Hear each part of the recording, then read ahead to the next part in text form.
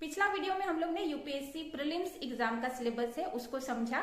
इस वीडियो में हम लोग यूपीएससी मेन एग्जाम का सिलेबस को समझेंगे।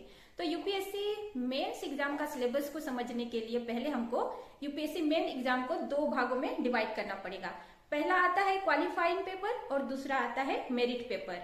पहला हम बात करते हैं क्वालिफाइंग पेपर के बारे में। क्वालिफाइंग पेपर जो है उसको फिर से हम दो भागों में डिवाइड करेंगे। एक आता है पेपर ए और दूसरा पेपर बी। पेपर ए जो है ये हमारा लैंग्वेज पेपर होता है, मतलब हमारा भारत देश में जितना भी लैंग्वेज है जो हमारे कॉन्स्टिट्यूशन संविधान के 8 शेड्यूल में शेड्यूल्ड है, उन्हीं लैंग्वेज में से हमको एक चूज करना पड़ेगा और उसी को हम पेपर ए में देंगे। पेपर बी जो है ये हमारा इंग्लिश पेपर रहेगा। तो ये दोनों ही पेपर ए और पेपर बी दोनों ही क्वालिफाइंग पेपर रहेंगे। अब आते हैं मेरिट पेपर में। मेरिट पेपर इसको क्यों बोलते हैं? क्योंकि पहला वाला था क्वालिफाइंग, आपको उसमें बस पास करना था, और जो मेरिट पेपर आता है वो आपको जो यूपीएससी मेंस एग्जाम देने के बाद यूपीएससी में आपको रैंक दिलाता है। तो यूपीएससी मेंस एग्जाम में जो मेरिट पेपर होता है उसका टोटल नंबर ऑफ पेपर्स होता है 7। तो टोटल 7 पेपर्स आपको एग्जाम में देना होता है।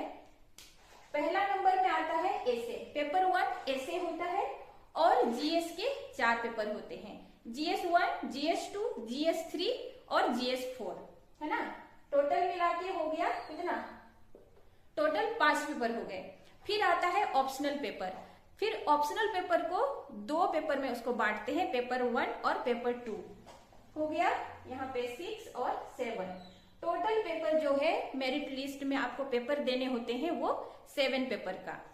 आगे हम लोग देखेंगे जीएस पेपर जो मेंस एग्जाम में पूछे जाते हैं। तो टोटल जीएस पेपर होते हैं 4, जीएस 1, जीएस 2, जीएस 3, जीएस 4, है ना। तो जीएस पेपर 1 में आता है आर्ट एंड कल्चर, हिस्ट्री और ज्योग्राफी। जीएस 2 में आता है गवर्नेंस, पॉलिटी और इंटरनेशनल रिलेशन। जीएस 3 में आता है इकोनॉमिक्स, साइंस एंड टेक और इन्वायरमेंट। जीएस 4 में आता है एथिक्स। तो ये जो 4 पेपर होते हैं जीएस के मेंस एग्जाम में, इस तरह से इसका सिलेबस होता है। सिलेबस बहुत ज्यादा बड़ा है, अगर आप लोग प्रिपरेशन शुरू करोगे तो धीरे धीरे समझ में आ जाएगा। मेरा ये वीडियो बनाने का मकसद है कि थोड़ा सा ब्रीफ आइडिया हो जाए कि सिलेबस कैसा होता है।